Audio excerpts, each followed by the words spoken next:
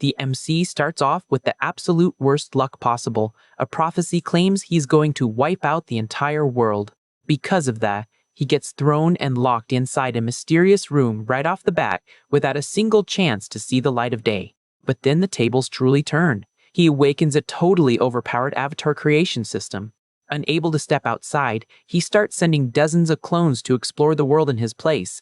Over time, their level gets so unreal that literally every single one of his avatars turns into the final bosses of the world.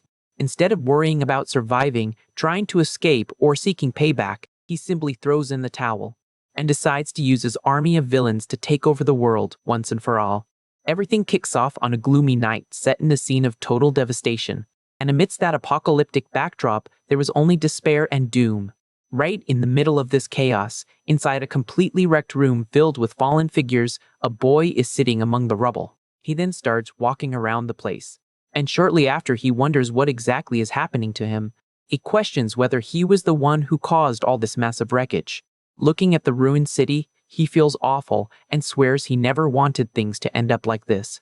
In total despair, the young guy cries, not understanding why everything turned out this way. Right then, he notices something around his neck. And immediately after, a bizarre creature pops up, making the MC snap awake instantly from this terrible nightmare. The boy wakes up in his bed, gasping for air. He touches his sweaty neck and realizes he just had the exact same bad dream again. The intercom announces that instructor Ji Ming-hwan has just arrived for the interrogation. The MC looks over his shoulder, already on edge from the unexpected visit. Instructor Ji Ming-hwan steps into the containment cell, asking if the kid is awake yet. Once inside, the man warns that they usually eliminate potential threats and that not everyone there is known for their patience. He claims everything would go a lot smoother if the young guy understood the danger of his own power and played along. The MC is totally lost regarding all this talk about abilities. Annoyed, he demands to know why they kidnapped him from the orphanage, considering not even he knows how his strength works. Ming-hwan guarantees that the evaluations are never wrong and that the boy actually has what it takes to wipe out the world. Taking a seat, the instructor reveals he looked into the kid's past at the orphanage. He found out the boy used to isolate himself as a child and would wrap himself entirely in toilet paper just to spook the others, like a low-budget mummy. On top of that, he used to sneak into the computer lab just to game all day. With a more serious look, the man asks if these wild stories are actually true. The MC throws the question right back, asking if the instructor really wants to hear the answer. The kid stands up and makes a deal. If they let him out, he will spill everything they want to know. The instructor just stares at him in dead silence. Shortly after, the man explains that the tests point to the boy being an esper capable of altering reality itself. The young guy is taken aback when Ming-hwan suggests his power might manifest in the form of a video game. Tense about the situation, the boy accuses the man of being nothing but a programmed robot that just keeps talking endlessly. Ming-hwan sighs, notices the young guy still hasn't grasped anything, and decides to wrap up the chat.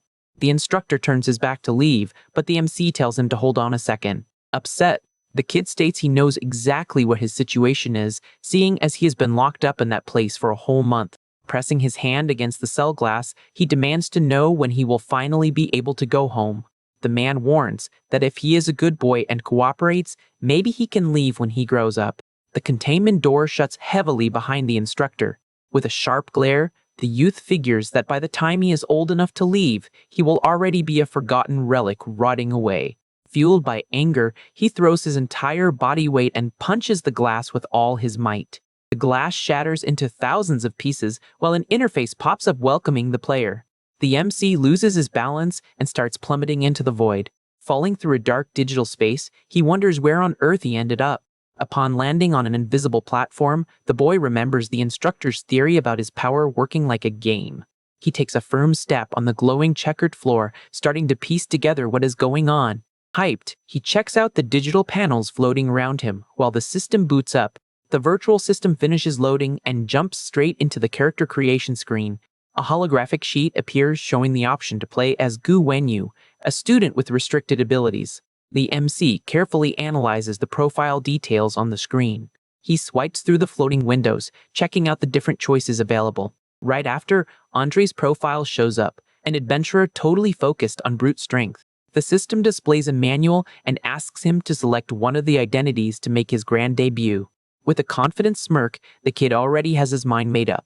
He selects Gu Wenyu, and the system asks him to choose between the path of the hero, the bad guy, or a neutral figure. Without a second thought, he picks the third option, aiming for a highly unique character build.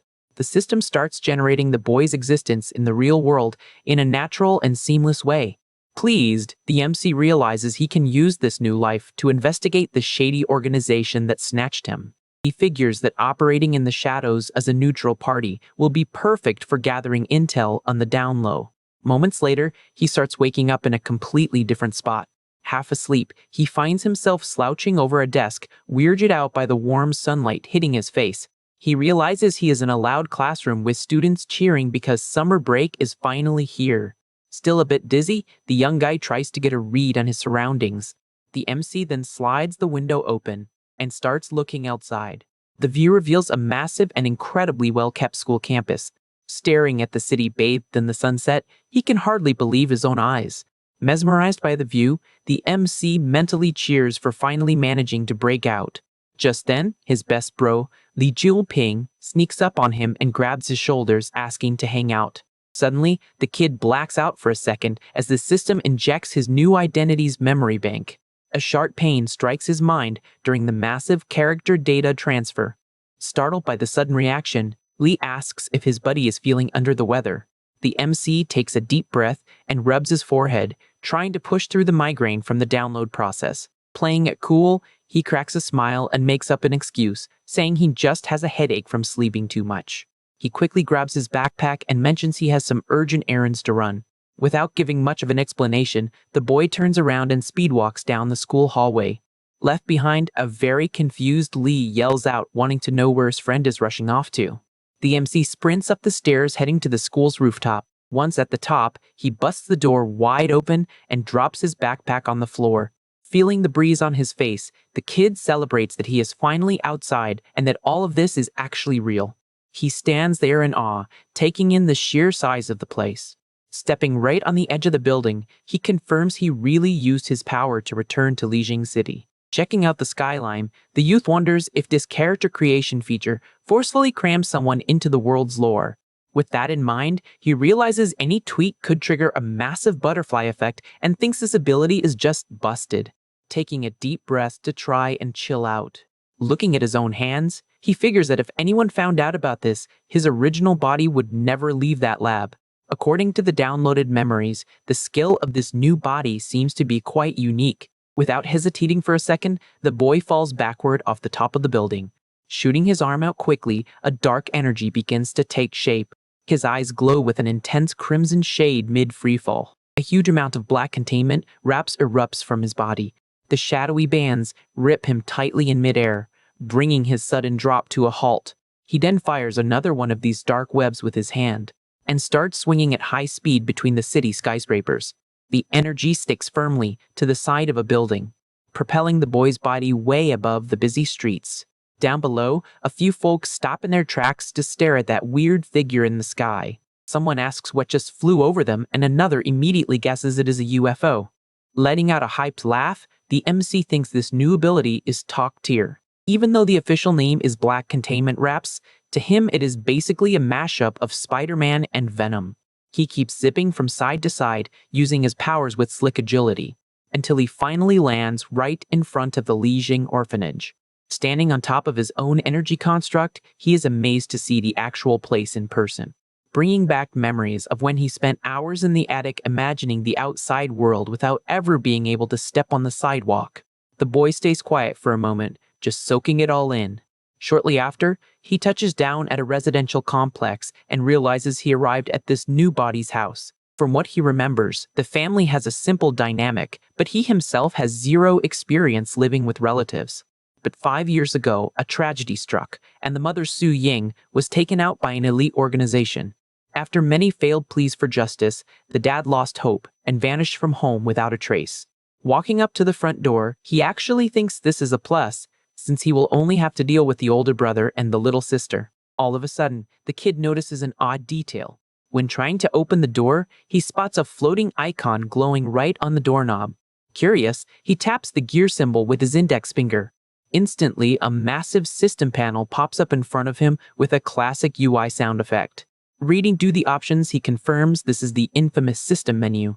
The NC checks out the available quests tab. But before he can do anything else, the doorknob is turned from the inside. A voice from indoors calls out to the little brother, saying he had been waiting for a long time. The kid jumps as several quest windows pop up all at once, telling him to investigate his family and friends. The older brother Gu Chie steps into view holding a stained knife, while the system commands him to uncover what the guy is hiding. The older sibling mentions the MC got home early and tells him to just come inside already. Pointing behind himself, he lets him know dinner is already on the table and he should eat while it is still hot. The MC gets tense, staring at the messy knife in the guy's hand. Suspicious of his brother's vibe, he asks if the dude is absolutely sure he was just cooking.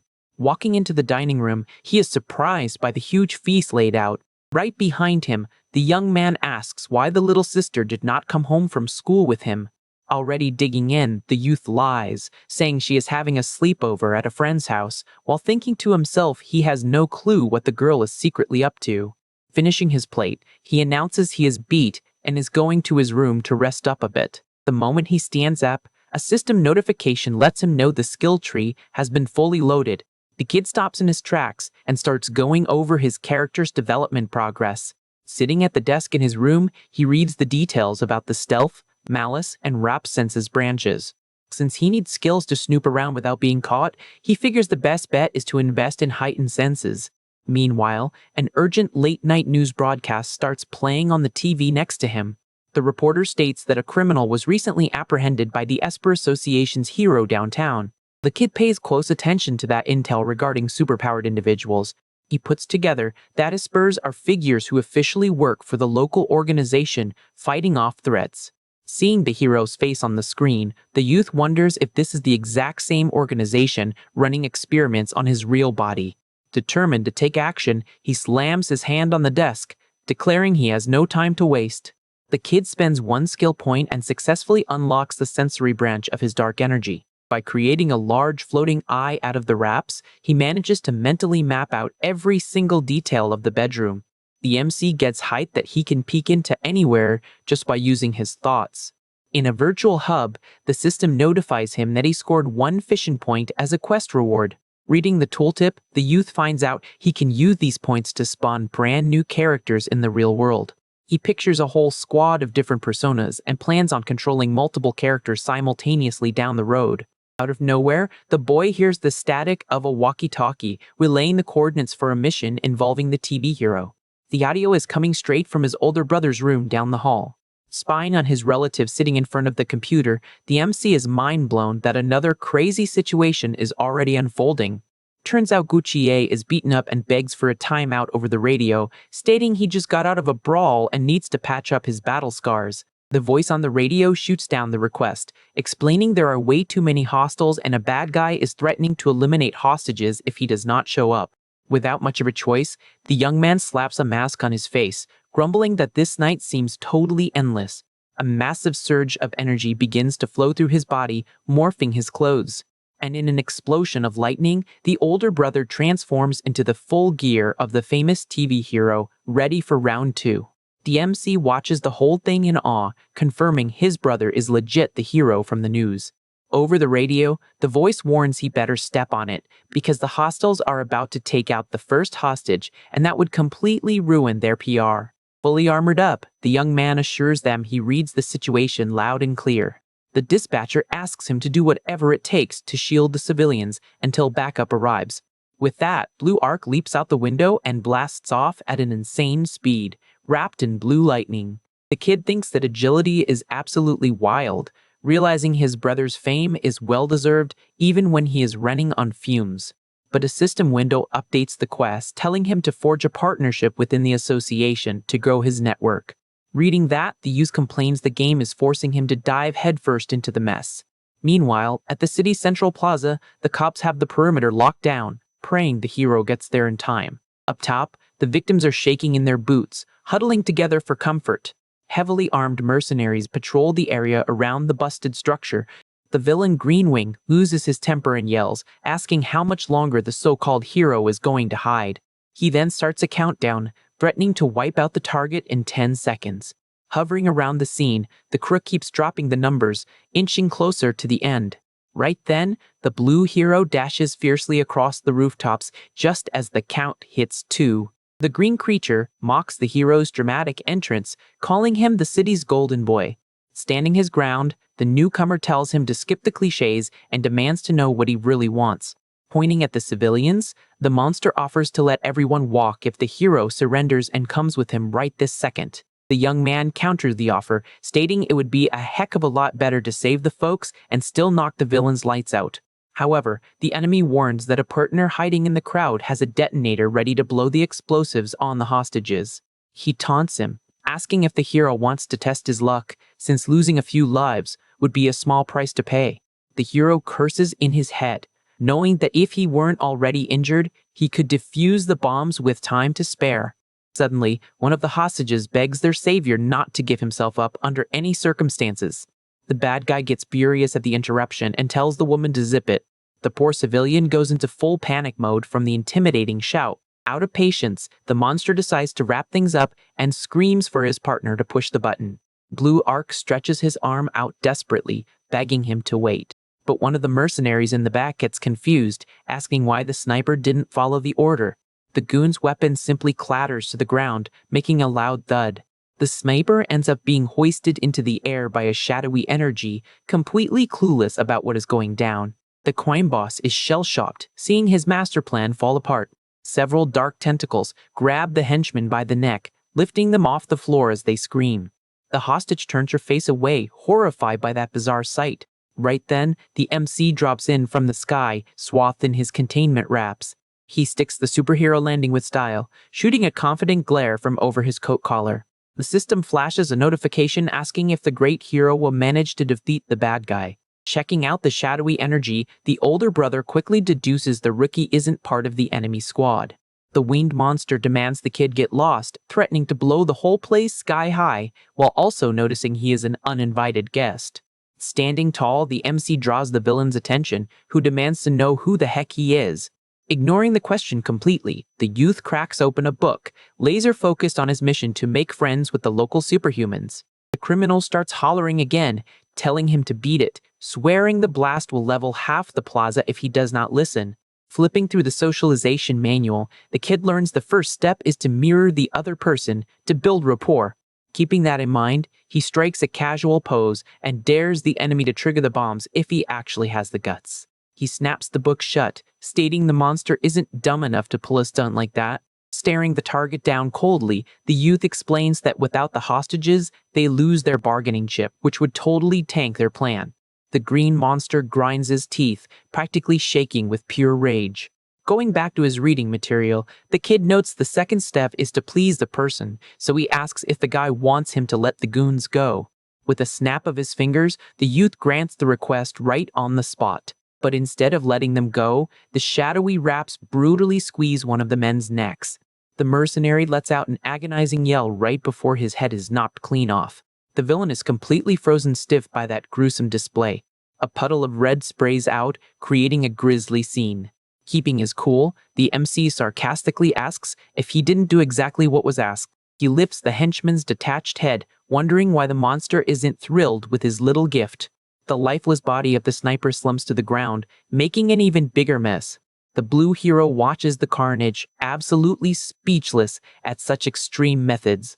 Pointing his finger, the criminal glares at the young guy, overflowing with fury. The kid reads the heavy room and figures he might have gone a bit too far with the interaction. He casually tosses the head aside, deciding it is probably a better idea to try and make friends with someone on the side of justice. Following his command, the dark tentacles drop the victims and retract in a flash. The rescued woman stays on the floor, totally paralyzed by the trauma of what she just witnessed. The dark wraps start scooping up the other severed heads, scattered across the concrete. The youth claims he is just giving them a taste of their own medicine, swearing this makes him a true ally of justice. Unable to handle the pressure, the civilian hugs her friend and lets out a downright desperate scream. The MC is startled by the reaction, while the system warns him that his brutal methods might trigger a frenzy state. Scratching his head, he thinks dealing with people is just too hard and considers gluing the limbs back onto the bodies to fix things. His dark energy immediately hoists the wrecked bodies back into the air. Feeling smug, he assumes the problem is sorted out now that he put everything back where it belongs. But the woman keeps shaking, entirely unable to look away from that freak show. The kid silently notes her fear, as an alert pops up saying the deviation level has hit 40%. He tries to calm the lady down by making up a lie that the whole decapitation thing was just an optical illusion and everyone is fine. To prove his point, he uses his powers to force one of the fallen figures to turn around and face them. The lifeless head slides down the neck in a super creepy way, right in front of the victims. Tears stream down the civilian's face as she completely loses her grip on sanity, witnessing that macabre sight. The youth facepalms in frustration over the screaming, while the system chimes in that the limit just crossed 42%.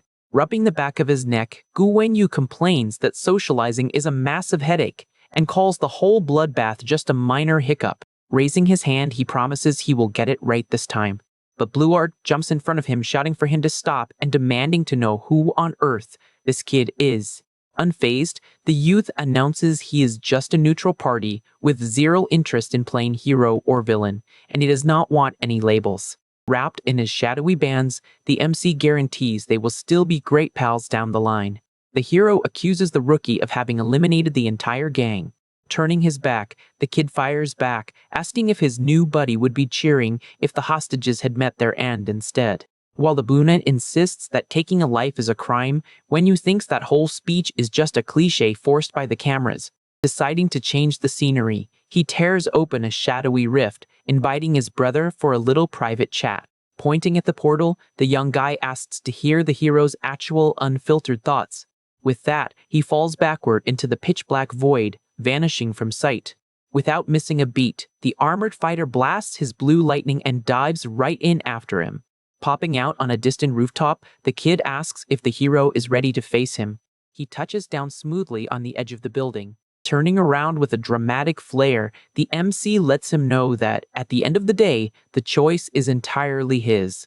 Stepping out of the dark portal, the blue hero walks across the roof. He quietly stares at the remnants of the black energy resting on his palm. In just a few seconds, the dark residue completely dissolves into thin air. Back at the plaza, the winged monster screams his lungs out, furious that he is being completely ignored. The armored vigilante suggests he throw in the towel, revealing his squad has already neutralized the snipers on the adjacent buildings. Noticing the criminal is stunned, he confirms the place is completely surrounded and there is no way out. But the monster tries to keep his cool, claiming he still holds the hostages. Looking over at a woman tied up on the stairs, the thug double downs on his leverage.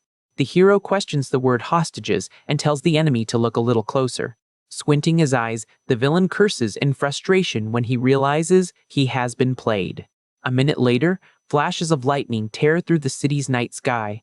Blue Arc sprints at breakneck speed across the rooftops, leading an electric trail in his wake. He touches down in a dark alley, ordering the kid to show himself. Hanging in the shadows, Gu Wenyu mentions he already knew he would be followed.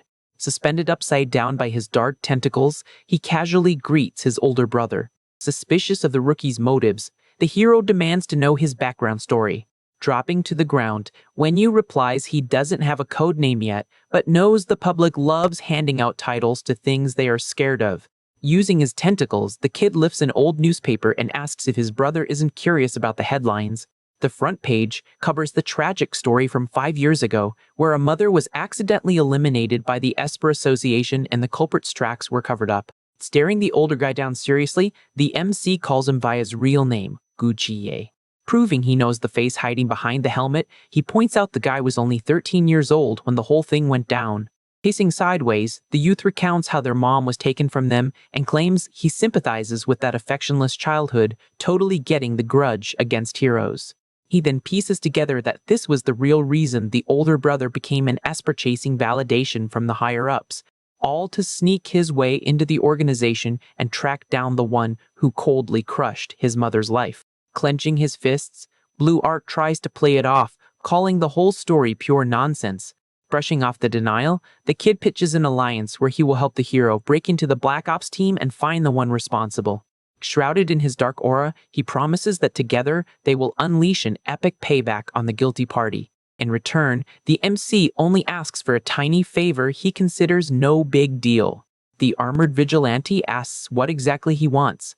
Facing away, Wenyu advises keeping this strictly under wraps to avoid a disaster, asking only that his new partner watches his back in the city. Cutting the goodbye short, the hero tells the kid to hold up and questions how he figured out his secret identity. Oozing confidence, the rookie says the explanation is actually super simple. Pointing at his own eye, he makes up a lie that he has the power to see anyone's true features right through their masks. Ticked off by the wise guy attitude, the older brother fires up his lightning, calling that absolute garbage. He charges in for an attack, asking if the bad guy really thought he would walk away scot-free. The dark wraps clash against the blue energy, causing a massive shockwave. A heavy surge of electricity violently smashes into the concrete. Escaping through the air, Wenyu tells his brother he needs to drop the stubborn act and focus on patching up those nasty wounds on his neck. Stepping into a shadowy portal, the kid drops a mocking farewell. Only blue sparks are left behind in the alley after his getaway. All alone in the alleyway, Blue Arc takes a deep breath, feeling the heavy toll of the fight. Red starts dripping from his gauntlet due to pushing himself way too hard. Sometime later, heavy rain pours down on the family's apartment complex. Stepping onto the window ledge, the MC sneaks back into his room. He stares out at the dark street, wondering if his brother is going to keep running missions even though he is totally wrecked. Immediately, the system pings him that the quest to establish a cooperative bond with the hero is still pending. Shrugging off his coat, Wenyu admits that winning Gucci Ye's trust right off the bat would be next to impossible. On the flip side, he is cool with having knocked out the objective to uncover his brother's secret, cashing in on his rewards. Sitting on his bed, the kid wonders if the media will brand him a freak or a maniac, kinda kicking himself for not dropping a cool alias at the Plaza. Next, he opens his character tab to spend his hard-earned loot. Looking over the brute strength buffs, the youth comments on how this really feels exactly like an MMO. The next options offer boosts to quick reflexes or mental power. Weighing his combat scenarios, the MC figures dumping points into agility is the smartest play so he does not get one-shotted. The system shows the attribute point ready to be dropped into one of the 3 core pillars. Without stalling, he locks in his choice, slamming the point straight into agility. Right after, his finger taps the menu screen, popping open the massive skill tree. The kid stares at the vast ocean of floating data surrounding him. Zooming in on the exclusive paths for the containment wraps, he checks out the stealth and brutality branches. Keeping his eyes glued to the descriptions, the youth thinks over the next steps for his build. Channeling his energy, he discovers one power acts like a lie detector, while the observation skill copies enemy data just by touching them. Analyzing the wrap's full potential, the MC concludes the Fury branch is only good for raw damage output. Then it hits him. The most pressing issue right now isn't dealing more damage, but securing ways to keep himself alive and track down clues. The system confirms the use of one skill point, unlocking the wrap observation and unsealing the next tier. With a new binding technique learned, the kid gains the ability to silence enemy powers for a short window. He thinks the skill is insanely useful, but wonders if he needs to hog-tie the target completely, or if just tripping them up with a knot is enough. Brimming with ideas, the youth decides he will soon hunt down some unlucky guinea pig to test drive all the rules of this new magic. Wasting no time, his finger taps the UI to try and spawn a brand new avatar. But an error sound blocks the move, letting him know Fission is unavailable because he is short 2 points. Bummed out, he realizes he will need those extra points to summon someone at the orphanage and keep a backup body on standby just in case. Back in the real world, blue sparks suddenly start popping across the cell while he is just chilling on his bed. The kid snaps around instantly on high alert. The doorknob turns, accompanied by heavy bursts of electricity. Slowly, the door cracks open, revealing the silhouette of someone stepping into the pitch-black room. With his eyes locked on the entrance, the captive tracks every single movement without making a sound. Letting out a sigh of relief, he lays back down, figuring he was just being paranoid for nothing. The speakers blast through the cell, announcing the interrogator's arrival for prisoner 1002's session. The newcomer pulls up a chair, asking if the kid is interested in hearing the latest scoop on the espers outside. Standing in the middle of the room, the man formally introduces himself as instructor Ji Minghwan.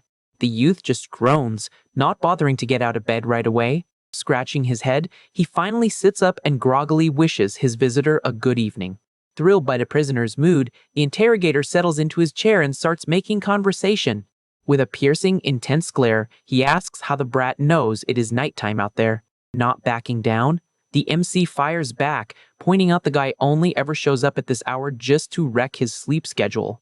Putting his hands up, the instructor apologizes for the hassle, clarifying he only came to ask one question. He pulls a photo out of his pocket and flashes a blurry picture of the avatar running wild in the city. The captive tries to keep a poker face while listening to the blunt accusation that he is the guy in the picture. Looking at the snapshot where you can barely make out a face, the youth pretends he doesn't get the crazy comparison. Acting annoyed, he asks if he really looks like that weirdo and demands to know the punk's name. The scientist reveals that, after a lot of back and forth on the outside, they decided to give the shadowy figure a pretty funky nickname. The man adjusts his glasses, stating the chosen title was Black Poopa, pointing out he instantly thought of the kid the second he saw the pic. Throwing his hands up, the youth complains the instructor could have just called him ugly to his face instead of throwing all these personal jabs. Ignoring the theatrics, the man turns his back and brings up how the kid used to mummify himself in toilet paper back at the orphanage. The guy argues that was just dumb kid stuff, swearing that spending the last month locked up should have already proven he is perfectly normal. With a dark look, the scientist cuts the excuses short, claiming he has a crystal clear reason for keeping him locked away. The vibe gets super heavy as he reveals that a certain someone made a very specific prophecy about the prisoner. The grim forecast stated that this ordinary orphan would be the main culprit behind the end of the world. Treating it like a joke, the kid busts out laughing, asking if this prophet binge watches too many Hollywood movies. Still rocking a cryptic smile, the interrogator just shrugs off the mockery. Ticked off by the gossip, the captive demands to know who is spreading these rumors and asks for a face-to-face showdown. The visitor shoots the request down instantly, explaining that bringing the source in is straight up impossible. Curious, the youth asks if the guy lives in outer space, only to be told that the organization doesn't even know his real identity. Even so, the man promises this informant has predicted global disasters with insane accuracy, even if he always dodges direct contact.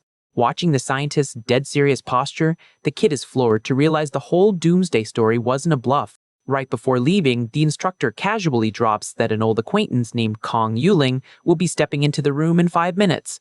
The news catches the MC completely off guard, making him shrink back on his bed, totally shell-shocked.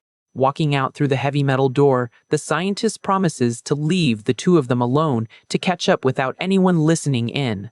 Alone once more, the youth sighs, reminiscing about how long it has been since he last saw the girl. A blue light floods the room as the holographic entrance opens up yet again. A white-haired girl slowly steps through the glowing doorway. She stops right in the middle of the sterile room, locking eyes with her old childhood friend. Instantly, memories from the past start rushing back into the MC's mind. In his thoughts, he remembers that the first time they crossed paths was about 3 years ago. Back then, the rumors at the orphanage said the pale new girl was deaf and mute. Because the nurses forced all the kids to learn sign language just for her, she walked around clutching a notebook, being treated like a total outcast. However, he quickly caught on that the orphan used the notebook specifically to stop others from bending over backward for her. Unlike the other mean kids, the boy saw the whole thing from a different angle. Being a rebellious kid who wasn't scared of stirring up trouble, he loved running around the yard with her trailing behind. The youth felt incredibly at ease hanging out with her, seeing her as a weirdo whose vibe perfectly matched his own. Until one night, chilling on the roof under the moonlight, he opened up about how his parents locked him in a closet and promised they would be right back. Laying under the stars, he admitted how foolish he was to buy into that lie and wait around for his family to rescue him. During that late-night talk, he explained that as time passed, he grew up and stopped needing that pointless search. Looking over at his white-haired friend, the kid confessed that around her he didn't have to fake being someone else, promising to stick by her side forever. The orphan hugged her notebook tightly against her chest, deeply moved by what he said. Genuine tears began streaming down her pale face. Caught off guard by the sudden crying, the guy turned away, having no clue what he did wrong. In response, she quickly held up the pages of her notebook, asking if she could really trust him. That specific moment left a huge mark on the MC, as it was the very first time he felt the weight of someone actually needing him. Sporting a gentle smile, he accepted those feelings with wide open arms. The memories from the distant city echo his vow to always protect her, terrified of being left behind again. That exact same night, holding the notebook tight, he swore he would never abandon her, no matter what. Snapping back to the grim reality of the cell, the captive holds the girl by the arms, blown away that she is actually standing right there. Overflowing with relief, he thanks his lucky stars to see her safe and sound after being apart for so long. Holding her friend's hand, she looks back at him with eyes full of sorrow and hesitation. Suddenly, the high-tech collar around the kid's neck starts shooting off intense blue sparks. Before he can even finish his sentence, the MC is hit with a devastating electrical shock that makes him scream in absolute agony. Unable to withstand the brutal pain of the voltage, the MC lets out an ear-piercing shriek as the electric current completely fries his system. The loudspeaker soon warns that any physical contact is strictly prohibited, threatening to continue the shocks until he loses consciousness. Desperate upon seeing the terrible scene, Kong Yuling lets out a terrified scream of pure distress. Raising his trembling hand, the MC tries to calm her down, warning that the pain won't take him out as he has already gotten used to the previous tests. Panting on the cold floor, he questions if the scientists asked her to try interrogating him before allowing the cell visit. The girl confirms his suspicion, writing in her notebook that they told her to ask what the boy's true ability was. He immediately notices his friend's innocence, noting that the instructor would never reveal his true intentions in such a foolish and direct way. To disguise their plan, the captive states out loud that he has no powers at all, thinking this lie is their only chance to escape from there. Without questioning his answer, the platinum-haired girl just scribbles on the paper that she understands the situation. She lowers the notepad, keeping a melancholic and completely silent expression. Next, the orphan turns the page, revealing a short message confessing that she missed him a lot during all this time. Reading those sincere words, a genuine smile finally breaks the boy's serious expression. But the reunion is short-lived, as the system announces the end of the time limit, and the guards escort her out of the containment corridor. Watching the scene through the glass, Ji-Ming-wan promises new visits if the prisoner behaves, assuring him that they haven't hurt the girl at any point. With a dark and revolted look, the MC mocks the organization's fake compassion for taking pride in imprisoning an 11-year-old child. Settled in his chair, the instructor confesses that he almost forgets the boy is only 12 years old, since his mind is incredibly cold and calculating. Ignoring the adult's provocation, the captive asks for permission to ask one last question before the interrogation is over. He questions why he is still kept around if the prophecy predicted the end of the world, challenging the board about the risk of his powers spiraling out of control. With his face covered in shadows, Ji-Ming-wan asks if the young man is really prepared to hear the laboratory's dark secrets. Without hesitating for even a single second, the prisoner demands that the explanations be given immediately. The man explains that Asura's on the verge of a fatal end usually unleash devastating powers, this fear being the only reason they try to control him instead of eliminating him. Lying on the bed with a mocking attitude, the boy finds the revelation hilarious, stating that now he can sleep peacefully knowing his life is valuable. The scientist just lets out a tired sigh at the locked-up boy's relentless audacity. Turning his back to the glass, the visitor bluntly drops the subject and advises the prisoner to get some rest early. Alone in his isolated cell, the MC closes his eyes to access his mysterious system. The scene then transitions to the peaceful night in the Gimai district, located in the giant city of Lijiang. The virtual system beeps, confirming that his consciousness was successfully loaded into the body of Avatar Number 1. Opening his eyes to the outside world, Gu Wenyu hears the notification informing him that his fame in the city has yielded valuable rewards. Standing on the roof while dark bands float around him, the young man reads that his official title is now Black Chrysalis. Finding the unusual situation funny, he comments on how interesting it is, how fast the authorities made up a villain name for him. Focusing on the real objective, the Avatar maps out a plan to locate the lab to rescue his original body and his childhood friend as quickly as possible. Watching the dawn cover the metropolis, the young man determines that he will need to resort to force if the stealth rescue ends up failing. The image of his childhood friend's gentle smile quickly invades his worried mind. With his red eye glowing in the shadow, he promises to take down all the members of that corporation if they lay a single finger on her. Suddenly, the metallic sound of the bedroom doorknob turning cuts his train of thought. Startled by the sneaky intrusion, he realizes that someone from the family has just returned home unexpectedly. The dark silhouette of a girl holding a tennis racket sneaks into the room without turning on the lights. Taking advantage of the pitch-black room, the avatar jumps desperately toward the bed to avoid being caught red-handed. Hiding under the sheets in a makeshift way, Wenyu sighs in relief, thinking his reflexes kicked in fast enough. But the muffled footsteps of the bunny slippers keep moving straight toward the edge of his mattress. Without any warning, the girl raises the racket and attacks the bed, making the guy yell his sister Suzumi's name in total shock. At that moment, the holographic system activates a main quest, forcing him to investigate what dangerous secret the girl is hiding.